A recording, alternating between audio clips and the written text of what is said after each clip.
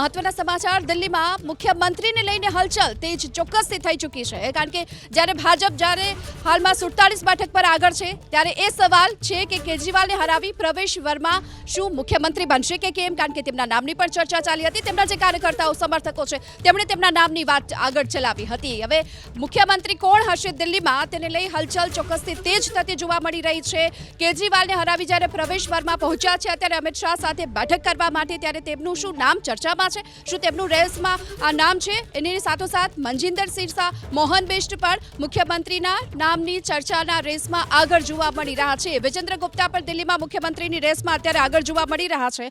હાલમાં જે પ્રકારની સતત ઉજવણી અને તેની વચ્ચે હવે મુખ્યમંત્રી કોણ બનશે તેને લઈ ચર્ચાની શરૂઆત થઈ ચૂકી છે। કોણ બનશે દિલ્હીના મુખ્યમંત્રી?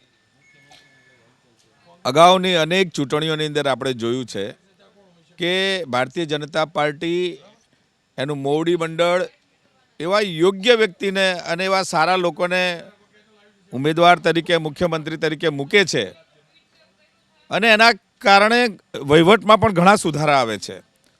આ ચૂંટણીમાં પણ આપ જોશો કે અનેક એવા નામો છે, પરંતુ ભારતીય જનતા પાર્ટીનું ચયન કરવાની પદ્ધતિ ખૂબ અલગ હોય છે। એટલે અત્યારે આ વિષય મોવડી મંડળનો છે। મોવડી મંડળે વિચાર કર્યો હશે, દિલ્હીની જનતાના હિતમાં મુખ્યમંત્રી આવશે એટલું હું ચોક્કસ કહું છું। મુખ્યમંત્રી કોણ હશે તેને લઈ મંથન થઈ રહ્યું છે। બીજી તરફ હવે વિરોધ પક્ષના નેતા, વિપક્ષના નેતા દિલ્હીમાં કોણ બનશે તેને લઈને પણ ચર્ચા।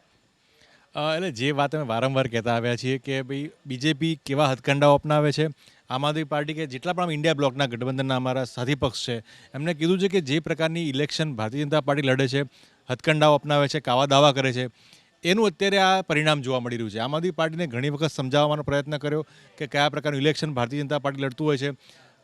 કોથળા ખોલા મૂકી દેવાના, તંત્રને ખુલ્લું મૂકી દેવાનું, પોલીસનો ડર ભય માહોલ આખું ક્રિએટ કર્યા પછી આ જે પરિણામ આવ્યું છે એ દર્શાવે છે કે ભારતીય જનતા પાર્ટીની સરકાર એ કેન્દ્રમાં આવે કે ગુજરાતમાં આવે કે રાજસ્થાનમાં તમામ જગ્યાએ પોતાના વહીવટી તંત્રનો દુરુપયોગ કરે છે।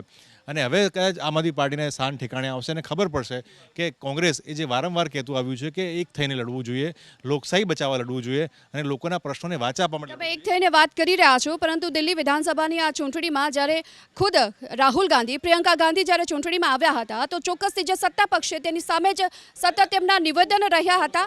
બહુ સારી બાબત કરી। અમે જ્યારે ઇન્ડિયા બ્લોક ગઠબંધન અમે બનાવ્યું ત્યારે અમે સ્પષ્ટ કહ્યું હતું કે લોકસભા પૂરતું અમે આ કામગીરી કરીશું, પણ જ્યાં બીજેપીને સત્તાથી દૂર રાખવા માટે કે બીજેપી જે પોતાની સરમુખતાશાહી લાગુ કરવા માગે છે ત્યાં દૂર કરવા માટે અમે લોકસભા અને વિધાનસભા માટે પણ એમને કહ્યું હતું, પણ એમને સત્તામાં, શાસનમાં, સત્તાના જે મદમાં એ આમ આદમી પાર્ટી રહી છે અને એને અત્યારે જે આ ઝટકો લાગ્યો છે એ સ્પષ્ટ છે કે હવે એમને ખબર પડશે કે આ બીજેપી જ કયા પ્રકારના કામગીરી એ ધરાતલ પર કરતી હોય છે અને એના પછી હવે કદાચ સમજશે કે આ બીજેપી એ છે કે જે સત્તા લેવા માટે કંઈ પણ જ કરી શકે છે। તો હાલ કોંગ્રેસ તરફથી દાવા થઈ રહ્યા છે કે હવે આમ આદમી પાર્ટી છે તેને સમજ આવશે, આ પ્રકારની વાત જોવામાં આવી રહી છે અને ભાજપની આ પ્રકારની મોટી જીત થઈ છે ત્યારે ફરીથી સવાલ અહીં એ જ ઉઠી રહ્યો છે કે આખરે હવે જ્યારે મુખ્યમંત્રીના નામની ચર્ચા થઈ રહી છે તો હવે આમ આદમી પાર્ટીમાં આપને શું લાગી રહ્યું છે કે વિપક્ષના નેતા તરીકે કોણ હોઈ શકે છે?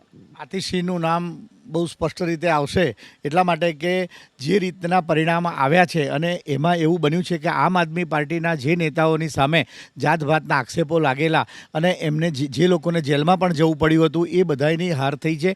આતિશી ઉપર એવા પ્રકારના એવા મોટા કંઈ આરોપ નહોતા અને જે પરિણામો જે આવ્યા અને જે ચૂંટાયા છે એની અંદર પણ એવા જ લોકોને દિલ્હીના મતદારોએ પસંદ કર્યા છે કે જે લોકો એકંદરે શુદ્ધ હોય, જેની સામે આક્ષેપો ન હોય। એટલે વિરોધ પક્ષના નેતા તરીકે આતિશીનું નામ અને મહિલા નેતા છે અને એ રીતે એ વધારે યોગ્ય લાગે। આપને અટકાવવા માંગે, સાંભળી લે। और ये जीत, ये प्रधानमंत्री नरेंद्र मोदी जी की जीत है, ये सभी दिल्ली वासियों की जीत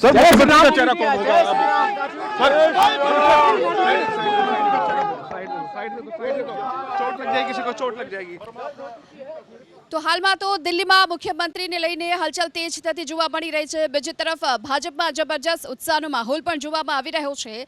આ તરફ કેજરીવાલ જો કે હારી ગયા છે અને કેજરીવાલે જ આમ આદમી પાર્ટીને ડૂબાડી હોવાની ચર્ચા અત્યારે શરૂ થઈ ચૂકી છે। બીજી તરફ દિલ્હીમાં મુખ્યમંત્રી કોણ તેને લઈને ચર્ચાનો દોર પણ યથાવત છે। આપને શું લાગી રહ્યું છે કે જ્યારે દિલ્હીમાં મુખ્યમંત્રીના નામની ચર્ચા તેજ થઈ છે ત્યારે આમ આદમી પાર્ટીમાં પણ હવે વિપક્ષના નેતાના નામની લઈને ચર્ચા, હલચલ તેજ થઈ છે?